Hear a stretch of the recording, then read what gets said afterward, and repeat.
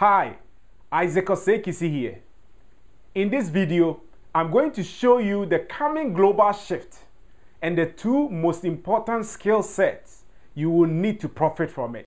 Let me share with you a brief history of the generational shift taking place in the United States. I'm only using the US as a representation of generational shifts taking place across the developed world. Because they pretty much follow the same pattern. Between the periods of 1945 to 1964, a generation was born. That generation was called baby boomers. And their numbers were 78 million strong. Then it was followed by another generation called the Generation X, which was smaller in size. This generation was born between 1965 and 1984. They were 69 million. Then closely following them is the new Generation Y. That is the generation. That's the first generation that spans a 25-year period.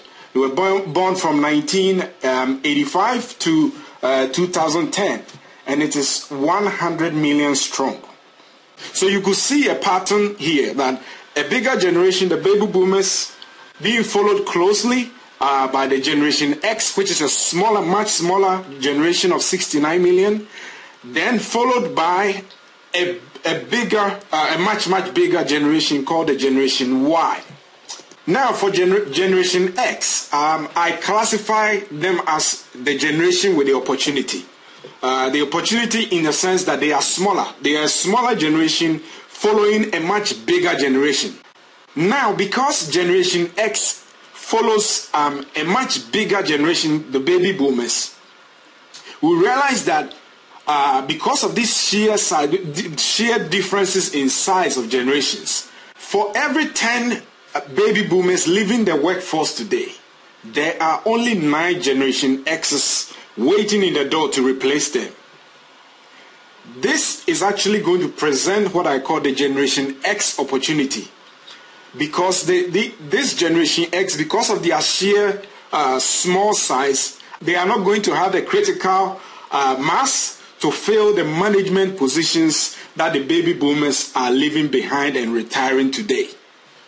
And bear in mind that the baby boomers, most of them are retiring now, so they are in sort of middle to upper level management positions at the moment. So when they leave, the number of people coming in to replace them is going to be smaller. So there's going to be a sort of a gap that needs to be filled. This gap, just guess who is going to fill this gap. It's going to be interesting because this is going to play right into the hands of minorities, especially people from ethnic minority backgrounds and then women. So you're going to see people from diverse backgrounds who are not, for instance, if we take United States of America, people who are not originally from America, like immigrants and different people, coming in to fill management positions. And this would not have been possible, at that rate, if it wasn't for this generational difference. So if you are a minority and a generation and part of the Generation X group, what you're going to have to do is to develop your management skills today. Because you are going to need that skill to be able to take advantage of this massive opportunity that is going to knock on your door at the moment. And I think it's going to be fantastic. Now, the next group that I'm going to talk about is the Generation Y. And I call their scenario the Generation Y challenge. The reason why it's a challenge is that this Generation Y is 100 million strong. And they are moving in to replace the Generation X's. And it's going to start, for the workplace, it's going to start pretty much in entry-level jobs. So as the Generation X's move to take over the boomer jobs, the Generation Y's are going to step in to take the X's jobs. Now we have 69 million X's moving out, and then 100 million Generation Y, so millennials, moving in to replace them. And it's going to be fascinating because for every 10 jobs left behind by the Generation X's, there will be 15 Generation Y's available to fill these jobs. So what this is going to do is that it's going to present a massive unemployment scenario in most Western nations. But on the flip side, it's also going to result to bring about a boost in entrepreneurial activity within this group.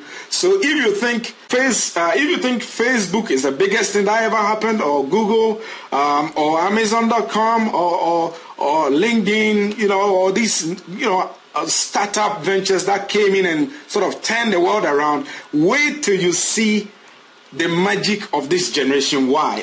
They are just going to blow people away with their entrepreneurial abilities. The issue is that if you are a Generation Y, or you are the parent of a Generation Y today, and your child is going to school, is going to college, with the sole aim of coming out to get a job, or just going to college, coming out, grab a job, and that's it, you are going to have a tough time, because the work environment, or the competition in the workplace is going to be fierce.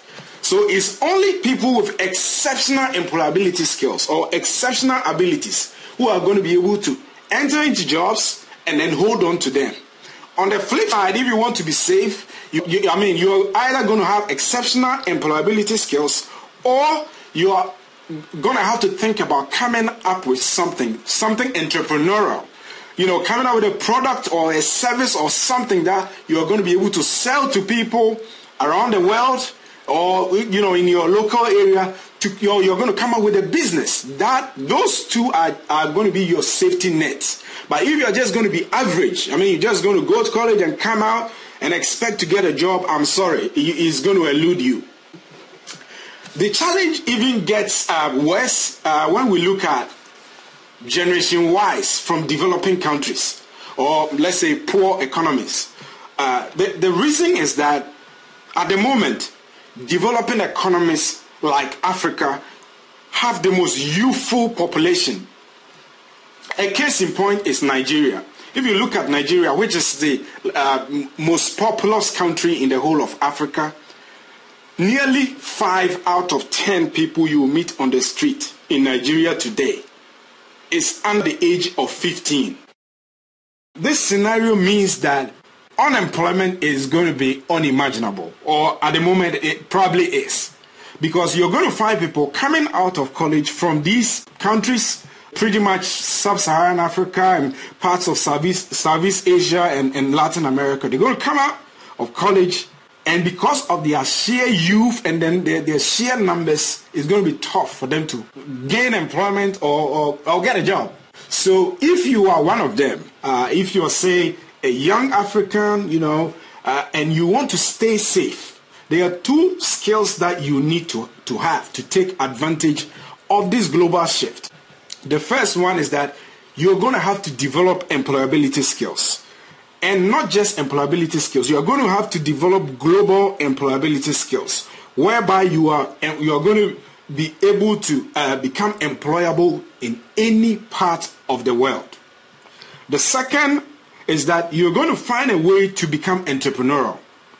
And you're going to find ways to be able to use modern technology, which has become cheap these days. You're going to be able to try and leverage modern technology like ICT skill, computer skill, software, whatever, to be able to leverage your skill to sell something to somebody somewhere in the world.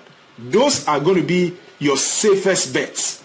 So to help address the issue of global employability, and then, creating entrepreneurial venture or developing entrepreneurial skills, I have created 2 extra free videos that specifically addresses these 2 topics. The first one is how to develop global employability skills. And then the second one is how to profit from the new knowledge economy.